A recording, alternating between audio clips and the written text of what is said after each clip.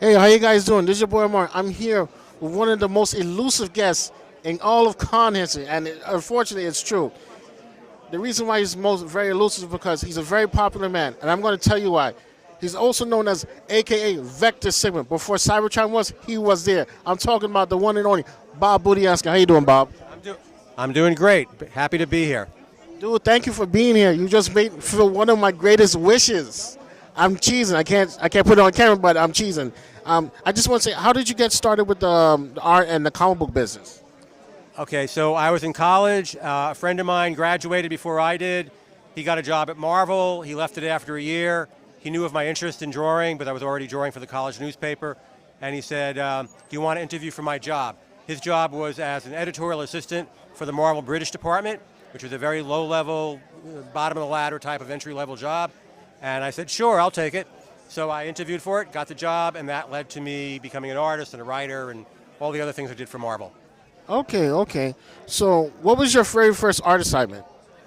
That's hard to say because I worked for the Marvel British department, so among the things that we did, we had to create a lot of new splash pages and covers. We reprinted American comics for the British market. The British market was a weekly market, not a monthly market. So as a result, without getting into like all the details, we would chop American comic books in half. So the second half would need a new splash page. A lot of up-and-coming artists started out doing these new splash pages for the British comics. Yeah, I know Brian Hitch. All right. So now, guys, I'm gonna get to the good part where, like I said, I called him Vector Sigma is for a reason. He's responsible for giving life and personality to all the Transformers that you see in the comics, the movies, the manga. He's responsible for that. So let's get his take on that. What was it like to work on the Transformers franchise for you? It was great. I really enjoyed it. I worked with a lot of people at Hasbro. They were always wonderful to work with. They liked what I did for them. I did a lot for them. Yeah, but I mean, before I get into me, so Hasbro came into Marvel, made a deal with Marvel to develop this new toy line into a story and characters. The storyline was originally developed by Jim Shooter, who was editor-in-chief at the time. I was on staff as an editor, and Jim eventually came to me to help develop the characters. So ultimately, I wound up developing 24 of the original 26 characters over a long weekend right before Thanksgiving 1983. Because he needed it like that Monday to send to Hasbro. So he came to me like on Wednesday or Thursday of that week prior to Thanksgiving '83. Said, Bob, can you do this? I said, sure, I'll do it. So over the weekend, I came up with the other 24 names, all of their character profiles, submitted it. Jim liked it. Jim passed it on to Hasbro. Hasbro liked it. And from then on, I was like connected to the franchise. And I was initially the editor of the 4-issue limited series. Okay, and then after issue 5, from issue 5 to about issue 55, I was the writer. And from November '83 till the spring of 1989, I developed most of the characters that Hasbro kept introducing as new toys. So ultimately, I created about 250 names and more than 250 character profiles that wound up on the backs of the boxes for the toys. Yeah, I actually met some of the artists that worked on the official toy art of the boxes. Very nice guys. I forgot their names at the moment right now because it's been such a long time. Anyway, one of my pet fan questions: who drew the first cover of the Transformers page?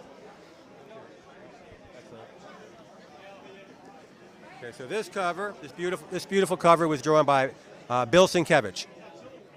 Bill Sienkiewicz? Bill Sienkiewicz. I can't pronounce that. All right, Sienkiewicz. All right. Trust me, his name is pronounced Sienkiewicz.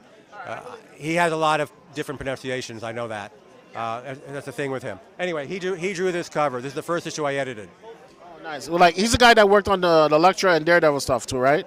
Oh yes, he's worked on any number of. You name the character at Marvel, he's worked on it probably. So, did any of the guys from Takara, the parent company of Transformers, did they like send you any thank you notes or say, "Hey, man, you did a great job for us"? No. Basically, my connection was with Hasbro.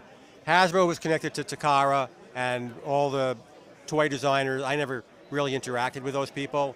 So if I needed reference materials, I got it from Hasbro, not from the Japanese company. And did you? Well, you didn't get to meet any of the Japanese designers, but at least did you get to? Really? Yeah, in 2010, Hasbro began that Transformers Hall of Fame. It only lasted 2 years, and they had a big inaugural event at a Transformers convention in Orlando, Florida, on the Disney property. And so I was invited. The first 4 people who were inaugurated into Hasbro's Transformers Hall of Fame were the 2 original Japanese toy designers, one of whom attended the ceremony. What's his name? Cullen. I can't think of it. Peter Cullen, who was the voice of Optimus Prime on the show. Yeah, Peter Cullen and me.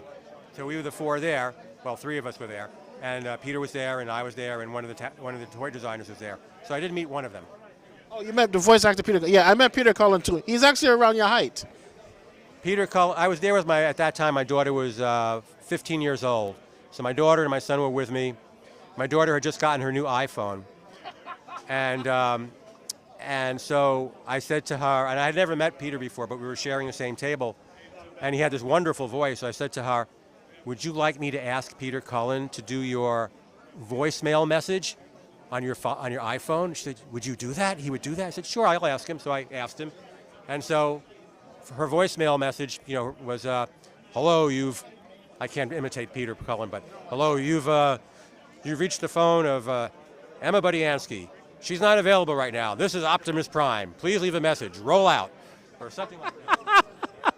Oh, man, that's amazing. Well, Bob, thank you so much, man, for being here. Thank you so much for giving me some of your time. I hope to meet more guys that work in the Transformers Finance. That is why I called him Vector Sigma. He knows how to give life to everything. I mean, he's amazing. Bob, truly, a.k.a. Vector Sigma, thank you so much, man. Thank you for being here. My pleasure, and thank you for interviewing me. I really enjoyed it. Yep. You fulfilled one of my dying wishes, so I'm good to go now. All right, guys. Transform and roll out.